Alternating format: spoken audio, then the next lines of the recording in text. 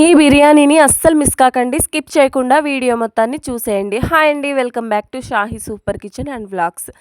ముందుగా నేనైతే చికెన్ తీసుకున్నాను. 1.3 కేజెస్ అనమాట. ఇది బాగా శుభ్రంగా 3-4 టైమ్స్ వాష్ చేసుకోవాలి. అందులో అయితే 2 టీ స్పూన్ ఉప్పు వేశాను, 2 టీ స్పూన్ పసుపు వేసుకున్నాను. మనం తినేదాన్ని బట్టి కారాన్ని కూడా యాడ్ చేసుకోవాలి. ఒక నిమ్మకాయ సైజ్ అంత అల్లం వెల్లుల్లి ముద్ద వేసుకోవాలి. ఒక కప్పు పుల్లటి పెరుగు వేసి బాగా మిక్స్ చేసుకోవాలన్నమాట. చూడండి ఎంత మిక్స్ చేసుకుంటే అంత మంచిదన్నమాట. మ్యారినేట్ కోసం ఇది. ఫ్రిడ్జ్లో అయితే నేను 2 అవర్స్ పెడుతున్నాను. టైం లేని వాళ్ళు 2 అవర్స్ ఎక్కువ సేపు పెట్టినా చాలా టేస్టీగా ఉంటుందన్నమాట. ఒక గిన్నె పెట్టేసుకొని స్టవ్ మీద ఒక గ్లాసు సన్ఫ్లవర్ ఆయిల్ వేసుకుంటున్నాను. హాఫ్ గ్లాస్ అయితే శనగ నూనెను వేసుకుంటున్నాను. ఈ నూనె కాగిన దాన్ని తర్వాత మనము బిర్యానీ స్పైసెస్ ఉంటాయి కదా, షాజీరా అవి అన్నీ వేసుకుంటున్నాను నేను. ఇది జాజికాయ గ్రేట్ చేసుకుంటున్నాను. దంచి వేసినా పర్వాలేదు మెత్తగా. అది కాగంగానే అందులోకి ఆనియన్స్ వేసుకోవాలి. ఇది బాగా గోల్డెన్ బ్రౌన్లో రాగానే గ్రీన్ చిల్లీస్ వేసుకోవాలన్నమాట. 1 మినిట్ ఉంచగానే అందులోకి టమాటాలని యాడ్ చేస్తున్నాను. ఇది 7 to 8 వరకు ఉంటాయి అన్నమాట. టమాటాలు పీసెస్గా కట్ చేసి వేయాలి. ఇది బిర్యానీ టేస్ట్ రావాలంటే, మ్యారినేట్ బాగా జ్యూసీగా ఉండాలంటే అది మెయిన్ ఇంపార్టెంట్ అనమాట. తర్వాత ఇది బాగా గోల్డెన్ కలర్లో రావడం ఇంపార్టెంట్ అనమాట. ఈ రెండే టేస్ట్ని ఇస్తాయన్నమాట. చాలా బాగా గోల్డెన్ కలర్ అంటారు చూడండి, అంత ఇదే టైం పట్టిద్ది అన్నమాట బిర్యానీకి మనకి. చూడండి ఎంత బాగా ఇదవుతుందో. అది కాగంగానే దీనిలో నిమ్మకాయని వాడట్లేదు. పుదీనా ఆకులు, కొత్తిమీర ఆకుల్ని యాడ్ చేసుకోవాలి. ఇందాక టమాటాల్లో చూడండి చిన్న టిప్ అనమాట. పావు teaspoon, half teaspoon ఉప్పును వేసుకుంటే తొందరగా మగ్గుతాయి టమాటాలు.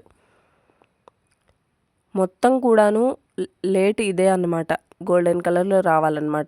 జింజర్ గార్లిక్ పేస్ట్ని అయితే యాడ్ చేస్తున్నాను చూడండి. ఇది పచ్చి వాసన పోయేంత వరకు మనం వేయించుకోవాలి. కింద మాడకుండా మనము కదిలించుకుంటూ ఉండాలి. ఇది వేగంగానే అందులోకి పచ్చి కొబ్బరి అయినా పర్వాలేదు, ఎండు కొబ్బరి అయినా పర్వాలేదు, మనము పేస్ట్ని యాడ్ చేసుకోవాలి. ఇది కూడా ఎక్కువ తినని వాళ్ళు కొంచెమైనా యాడ్ చేసుకోవచ్చు. మ్యారినేట్ చేసుకున్నాం కదా ఆ చికెన్ అన్నమాట ఇది. ఎంత 7 అవర్స్ అయినా 6 అవర్స్ అయినా మనము ఫ్రిడ్జ్లో పెట్టుకున్నా, ఎంత పెట్టుకుంటే అంత బాగుంటుంది ఇది. చూడండి నేనైతే ఒక టీ కప్పు వాటర్ అయితే వేసుకున్నాను. ఎందుకంటే గ్రేవీ తీసుకోవాలి కదా, అందుకని వేసాను అనమాట. గ్రేవీ అవసరం లేదు అనుకున్న వాళ్ళు ఆ వాటర్ని కూడా యాడ్ చేసుకునే పని లేదు, అందులోనే వస్తాయి అన్నమాట వాటర్ అనేది. చూడండి ఉడికింది కూడా. ముక్క ఉడికిన తర్వాత నేను ఇలా గ్రేవీని కలెక్ట్ చేశాను అనమాట. చూడండి ముక్క ఉడకంగానే అందులోకి నేను కేజీ రైస్ తీసుకున్నాను కదా, ఒక గ్లాస్ రైస్కి 1.5 గ్లాస్ వాటర్ వేసుకోవాలి కదా, అలాగే ఎసురు వేసుకున్నాను అనమాట.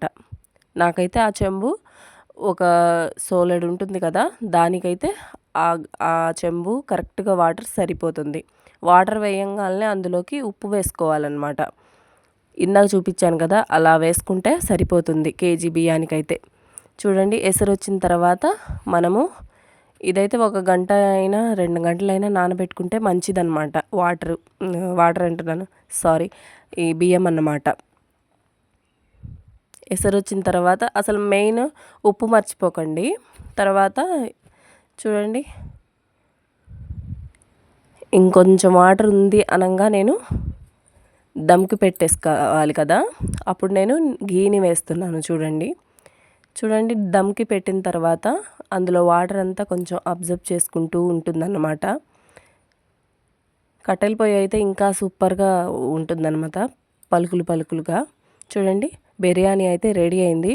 మీరు తప్పకుండా ట్రై చేయండి. ఇంకా నేను బాగా చూపించడానికి మీకు వీడియో నేను ట్రై చేస్తాను. ఇంకా మన ఛానల్ని సబ్స్క్రైబ్ చేసుకోకపోతే వెంటనే సబ్స్క్రైబ్ చేయండి. మన ఛానల్ని మీరు సపోర్ట్ చేయండి ఫ్రెండ్స్, సబ్స్క్రైబ్ చేసుకోండి. చూడండి రెస్టారెంట్కి వెళ్తే అక్కడ వేలకు వేలు డబ్బులు అవుతాయి కదా, అదే పని లేకుండా ఎక్కువ మసాలాలు యూస్ చేయకుండా మనము ఇంట్లోనే ఇలా హెల్తీగా చేసేసుకోవచ్చు అన్నమాట. Thank you.